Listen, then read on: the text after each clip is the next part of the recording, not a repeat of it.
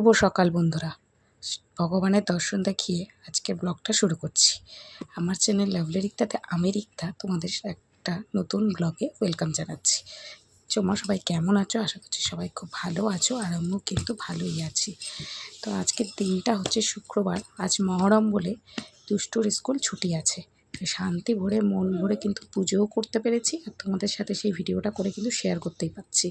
তো গতকাল যেহেতু বৃহস্পতিবার ছিল, বৃহস্পতিবার দিনকে একটু ফুলের মালা টালা আনা হয়, তো ভালো করে ঘরটাও বসানো হয়েছিল, তো তার জন্য সিংহাসনটা দেখতে কিন্তু সুন্দর লাগছিল। আস্তে আস্তে হয়তো সব ফ্যাকসা হয়ে যাবে। আর স্কুল টেস্টগুলো কেচে দিলাম, সেই আবার সোমবার স্কুল। তো এখন এসেছি জল আনতে, আর তার সাথে সাথে তোমাদেরকে কাচাকুচির ভিডিওটাও শেয়ার করে দিলাম। যেদিন যেদিন একটুখানি কাচাকুচি থাকে, অনেকগুলোই কাচাকুচি হয়েছে। তো এখানে জলটা নিয়েও নিলাম 9:30টার সময়। আর বিকেলবেলায় বেরোবো ঘুরতে, টাইটেল থাম্বনেল থেকে তোমরা বুঝতেই গেছো, তাই ওর ম্যাডাম এসেছে ওকে এখন পড়াতে। আর ছোটোটা দেখো কী পরিমাণে দুষ্টুমি করছে, ওকে টিভি চালিয়ে দিয়েছি, টিভিতে একবার এই দরজা দিয়ে বেরোচ্ছে, একবার ওই দরজা দিয়ে। তো দুজনকে দুই দিকে বসিয়ে দিয়ে দুই মেয়েকে এদিকে চলে এসেছি রান্নাঘরে রান্নার কাছে। দুই দিকে হচ্ছে দুজনার দুধ, আর একদিকে হচ্ছে ডালিয়া। তারপরে একটা দুধ নামিয়ে বসিয়ে দিলাম চা। পুজো দিয়ে উঠে তো আমি চা খাইনি, সুরজিৎ চা খাবার খেয়ে চলে গেছে দোকানে। সকালবেলায় পুজো দেওয়ার আগে বাসি কাজ সেরে স্নান টান করে সুরজিৎকে আগে চাটা করে দিই। তারপরে রান্নাবান্না কি করব, করেছি ভেন্ডি ভাজা, লেবু কেটেছি, আর একটু থোড় দিয়ে সুরজিতের একটা ডাল খায়, সেই ডালটা করেছি, আর একটু চিকেন করেছি। এই সমস্ত খেয়ে দিয়ে একটা ভাত ঘুম দিয়ে 5টা নাগাদ বেরিয়ে পড়ছি লং ড্রাইভের উদ্দেশ্যে। অনেকটা প্ল্যানিং নিয়ে করেছি, কারণ শুক্র শনি রবি 3 দিন পর পর দুষ্টুর স্কুল ছুটি আছে। পড়া অবশ্য ছুটি থাকে না, তাই ভাবলাম বাড়িতে বসে না থেকে দিনগুলোকে একটুখানি কাজে লাগানো যাক। তো এখন ডাইরেক্ট আমরা হাইওয়ে ধরে চলে যাব কিন্তু কল্যাণীতে রয়েছে আমার মাসির শাশুড়ি বাড়ি, মানে সুরজিতের ছোটো মাসির বাড়ি। এই হলো দুষ্টুর কিন্তু স্কুল। তোমাদের সাথে সেটাও কিন্তু একবার শেয়ার করে দিলাম, একদম হাই রোডের পাশেই ওদের মেরি ম্যাকুলেট গার্লস হাই স্কুল।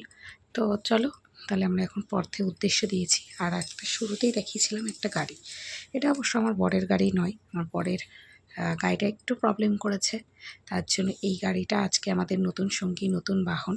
এই গাড়িটা আমাদের সঙ্গ দেবে নিয়ে যাওয়ার জন্য এক ঝলক, তাই তোমাদের সাথে কিন্তু শেয়ার করে দিলাম। অনেকের মনে হতে পারে যে এই গাড়িটা আমার বরের হতে পারে, কিন্তু না, এটা আমার বরের নয়।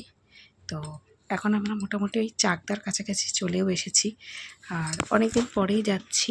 আর আমার এই হাইওয়ে দিয়ে যেতে খুব ভালো লাগে, এত ভালো লাগে জানি না কেন ভালো লাগে, তবে ভালো লাগে। তো যাচ্ছি, সুরজিৎ বলেছিল ভেতর দিয়ে যাওয়ার জন্য, তাই বললাম না, একটুখানি চলো হাইওয়ে ধরেই যাই, একটু সময়টাও কম লাগে। সত্যিই কিন্তু তাই, সময়টা কিন্তু খুবই কম লাগে। আর 2-3খানা সিগন্যাল পেরিয়ে এসেছিলাম, কিন্তু মদনপুরের ঢোকার আগ দিয়েই একটা সিগন্যালে আটকে গেলাম। তারপরে এখন বলতে বলতে কিন্তু টোলটাও চলে এসেছে। আর এই টোলটাই আমাদের হলো গিয়ে একটা লক্ষ্য, যে টোলের পরে আমরা আর ফ্লাইওভার ধরবো না, আমরা এবার সাইড দিয়ে নেমে যাব। তো এই যে সাইড দিয়ে নেমে গেলাম। এখন এই রাস্তাটা সোজা চলে যাচ্ছে কিন্তু এইমসের দিকে। তো এইমস যে রাস্তার ওপরে, সেই রোডের ওপরেই কিন্তু আমার মাসির শাশুড়ির বাড়ি। তো আমাদের একদমই কোনো অসুবিধা হয় না, হাই রোড দিয়ে আসলে বরং সুবিধাই হয়, টানা একটা রাস্তা। তো এইমসটা জাস্ট ক্রস করলাম, আর এইমসটা গিয়ে খানিকটা গেলেই একটা মোড় পড়বে, আর সেই মোড়টাতেই বাজার। সেই বাজারের মধ্যেই আমার মাসির শাশুড়ির বাড়ি। এর আগেও আমি যতবার গেছি ব্লগ শেয়ার করেছি, যারা রেগুলার দেখে তারা হয়তো জানে, তো যারা দেখে না তারা জানে না, তার জন্য একটু হালকার ওপরে ডিটেলসটা কিন্তু শেয়ার করে দিলাম। আর বলতে বলতে কিন্তু আমরা পুরো মাসির শাশুড়ির বাড়ির এই কাছে চলেই এসেছি। এইবার আমরা ডান সাইড হয়ে মোড় হয়ে বাজারের ভেতর ঢুকে গেছি, আর এই বাজারের ভেতরেই বাড়ি আমার।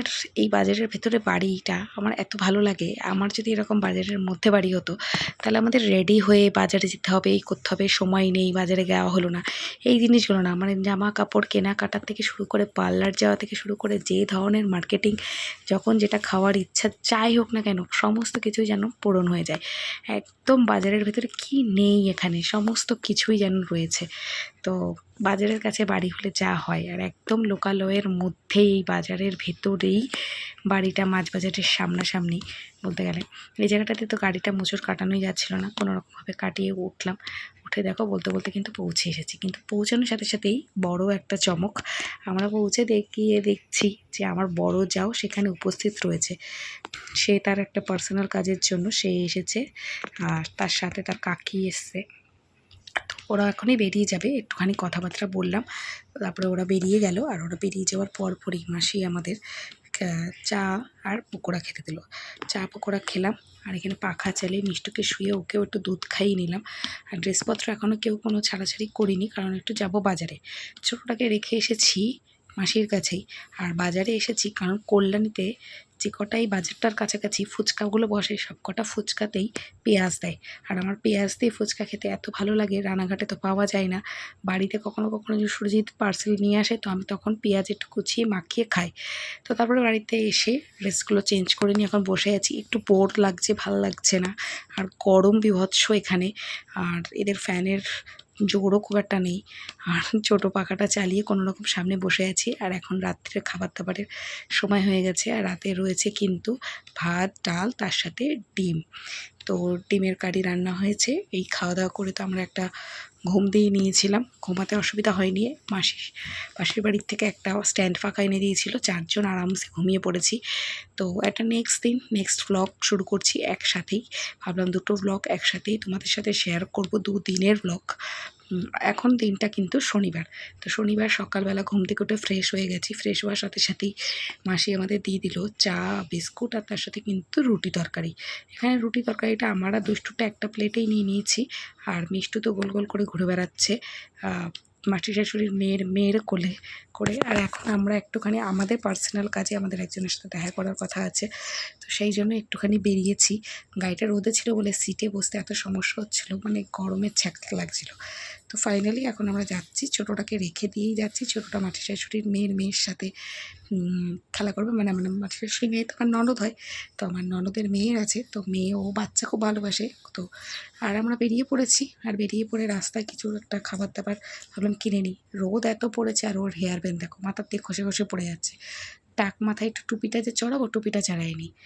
সানগ্লাসটা নিয়েছি কিন্তু টুপি নিতে ভুলে গেছি। তো যাই হোক, একটা খাবারের দোকান থেকে কিছু খাবার দাবার টুকটাক কিনে টেনে নিলাম। আমাদের যে কাজটার দরকার ছিল সেই কাজটা করে নিয়ে এসে চলে এসেছিলাম মাসি শাশুড়ির বাড়িতেই। মাসি শাশুড়ির বাড়িতে এসে আর পরে ভিডিওটা শেয়ার করা হয়নি। স্নান টান করে টোরে নিয়ে মিষ্টুকে খাইয়ে ঘুম পাড়িয়ে দিয়েছি, আর নিজেরাও খেতে বসে পড়েছি। অর্ধেক খাওয়া হয়ে গেছে, তখন ভিডিওর কথা মনে হয়েছে, চার্জ থেকে ফোনটা খুলে নিয়ে ভিডিওটা শেয়ার করছি। এখানে চিকেন, ডাল, আর তার সাথে কিন্তু তেল পটল হয়েছে। এই তেল পটলটা খেতে কিন্তু অসাধারণ লাগে। একটু ঘুমিয়েছিলাম, আর তারপরে শুরু হয়ে গেছিলো কারেন্ট যাওয়া। তারপরে ঘুমাতে পারলাম না, তারপর রেডি হয়ে গেলাম। আর এখন সুরজিৎ গাড়িটাকে বের করলো, আর এখন আমরা যাচ্ছি বাড়ি। আর তার সাথে কিন্তু মাসি আমাদের চা দিল, তো আমরা ভাবলাম চাটা খেয়েই একবারে বেরোয়। তো সবাইকে টাটা জানিয়ে এখন বিকেলবেলায় শনিবার আমরা যাচ্ছি চাকদার দিকে। এখন আমাদের নেক্সট টার্গেট চাকদাতে যাব, কেন কী কারণে অবশ্যই সেটা চাকদায় গিয়েও শেয়ার করব। কোনো কিছুই সেরকম রাখবো না, যাচ্ছি তো একটা দরকারি। আর যেহেতু চাকদার উপর দিয়েই যাবো, তো সেই জন্য ভাবলাম যে চাকদাতে যাই। দরকারটা কী সেটা 3-4 দিন পরে তোমাদের সাথে শেয়ার করে দেবো। যদি কোনো দিনও সেটা সাকসেস হয় সেটা তাহলেই শেয়ার করতে পারবো, নাহলে সাকসেস না হলে আগের থেকে তো কিছু আগাম বলে বা জানিয়ে তো লাভ নেই। তো এখন আমরা দেখো হাইওয়ে ধরেই যাব। সুজিতকে বললাম পুরো ডাইরেক্ট চাকদা চৌরাস্তা অবধি হাইওয়ে ধরেই চলো, ভেতরের রাস্তার থেকে চাকদা হাইওয়ে ধরে গেলে তাড়াতাড়ি হবে।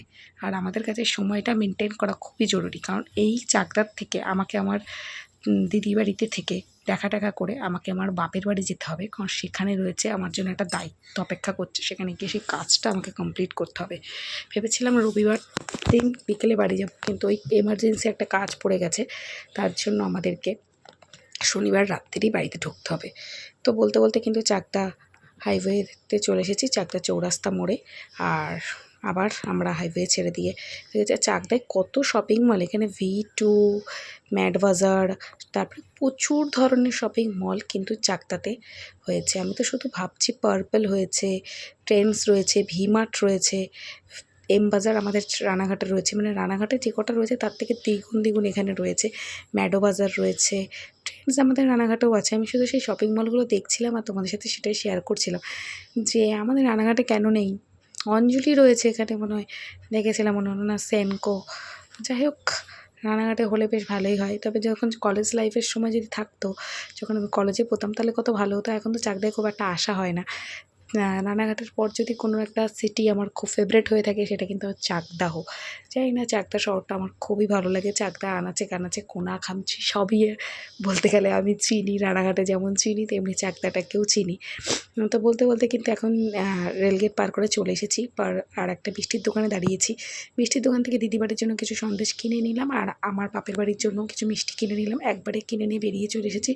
এখন আমরা এখানে বসে বসে খানিকক্ষণ গল্প করলাম, আমাদের যে দরকারি কাজকর্ম যা কথাবার্তা যা যা ছিল সব কিছু করলাম। আর সাথে সাথেই দিদি আমাদেরকে দিয়ে দিয়েছিল হ্যান্ডমেড ড্রিঙ্কস। দিদি মনে হয় এটা বানিয়েই দিয়েছিল, কিন্তু খেতে কিন্তু অসাধারণ হয়েছিল। একটু পালস লজেন্স যেমন টেস্ট হয় তেমনি। তো আমার দিদির কাছ থেকে জানা হয়নি জিনিসটা কী ছিল, কিন্তু আমার দুই মেয়েরই খুব ভালো লেগেছে। আমাদেরও ভালো লেগেছে, কিন্তু বাচ্চাদের আরও বেশি ভালো লেগেছে।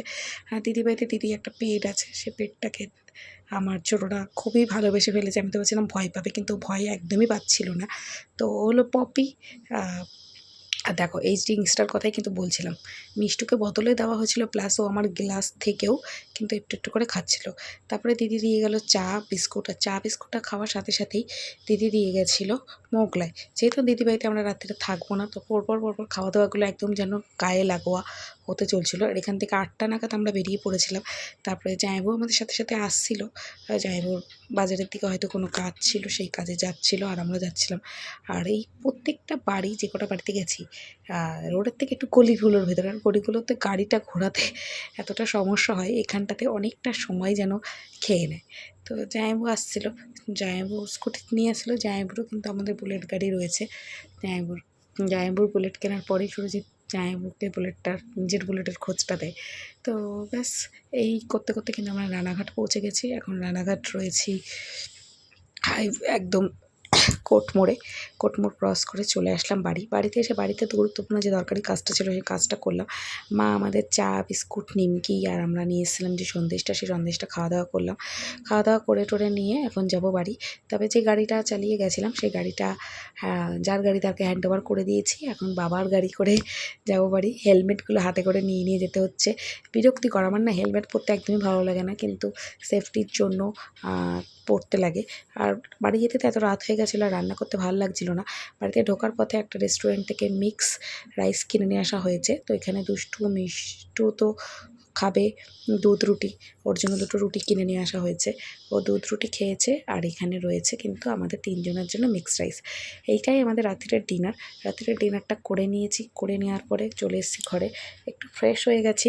প্রচণ্ড ধকল গেল একটা দিন। কালকে রবিবার, নতুন একটা দিন আবার শুরু হবে। কালকে দুষ্টুর স্কুল নেই, কিন্তু পড়া আর আঁকা রয়েছে। তো চলো tata, bye bye, good night. ব্লগটা কেমন লাগলো জানিও।